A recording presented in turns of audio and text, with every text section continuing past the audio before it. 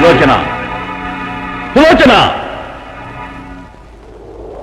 తండ్రి, నన్ను పిలిచిన కారణమేమి? సులోచన, నీవు నాకు జ్యేష్ఠపుత్రుడివి, నాకు ప్రీతిపాత్రుడివి. నీకొక గురుతరమైన కార్యాన్ని అప్పగిస్తాను, పాటిస్తావా? శిరసావహించి పాటిస్తాను తండ్రి. నిజమా? మీ పాదాల మీద ప్రమాణం చేస్తున్నాను పితృదేవా. అట్లయినా నీ తల్లి శిరస్సును ఖండించి నాకు తెచ్చప్పగించు. తండ్రి, నా తల్లి శిరస్సున? ఎందుకు నాలుగు తడబడుతోంది? తండ్రి, కన్న తల్లి తలను ఏ పుత్రుడైనా ఖండించపోనుకుంటాడా? మనస్సు ఎలా వస్తుంది? చచ్చా, అలాంటి భావాలు మనస్సులో ఏర్పడ్డవే మహాపాపం. ఈ కార్యం నేను చేయలేను, నన్ను క్షమించండి. చెయ్యి ద్రోహి! ఇచ్చిన మాటలు తప్పుతావా? అధముడా, భస్మమైపో!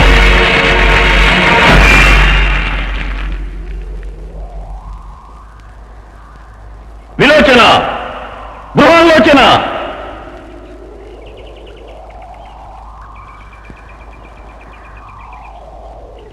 పుత్రులారా, మీకు ఒక బాధ్యతను అప్పగిస్తాను. తెలుసు తండ్రి, సోదరునికి చెప్పడం మేమంతా విన్నాం. అంటే? తల్లిని వధించే కార్యం మా వల్ల కాదు తండ్రి. ఏమన్నావు? దయచూపి క్షమించండి తండ్రి. ఉలి కడుపున పిల్లి కూనలు పుట్టాయి. మిమ్మల్ని నా బిడ్డలని చెప్పుకోవటానికే సిగ్గుగా ఉంది. వండి,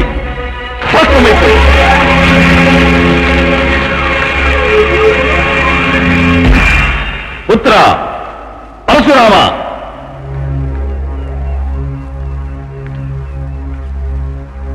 విజయీ భవవత్స. నన్ను ఆజ్ఞాపించండి తండ్రి. కుమార,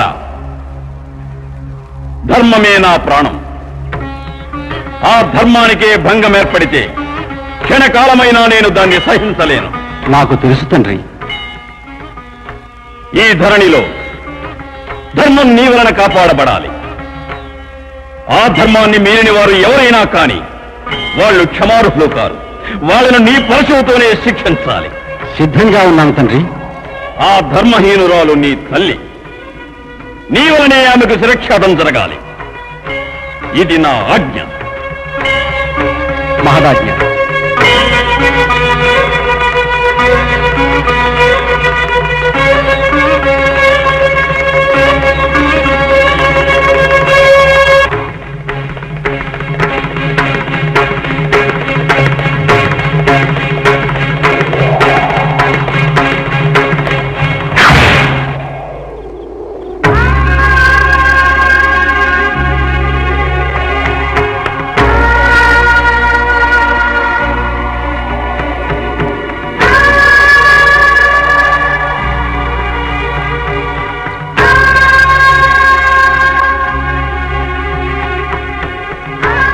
భలా భలా కుమార, ఈ జమదగిరికి తగిన పుత్రుడవు నీవే.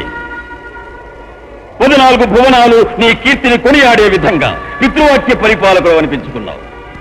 దీని వలన నా మనసుకు మహదానందం కలిగింది. కుమార, ఈ ఆనంద సమయంలో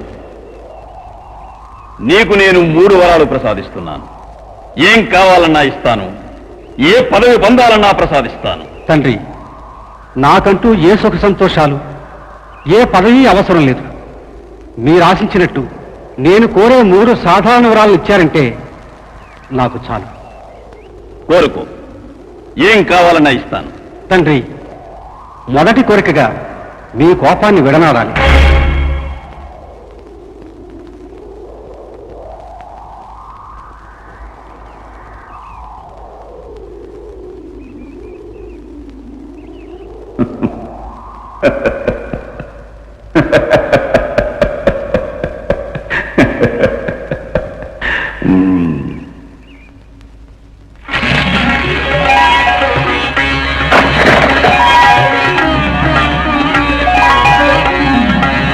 నా సోదరులు పునర్జీవులు కావాలి.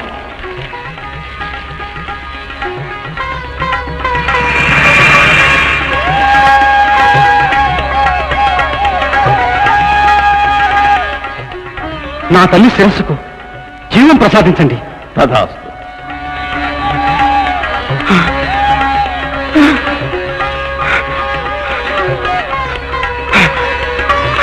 మా ఏమిటమ్మా నువ్వు అంటున్నది? నిజం నాయన, నీవు నీ తండ్రివి ఏమి వరం కోరుకున్నావు? నా తల్లి శిరస్సుకు మళ్ళీ జీవం ప్రసాదించమని. నీ తల్లి శిరస్సుకు జీవం రావాలనే కదా కోరుకున్నావు.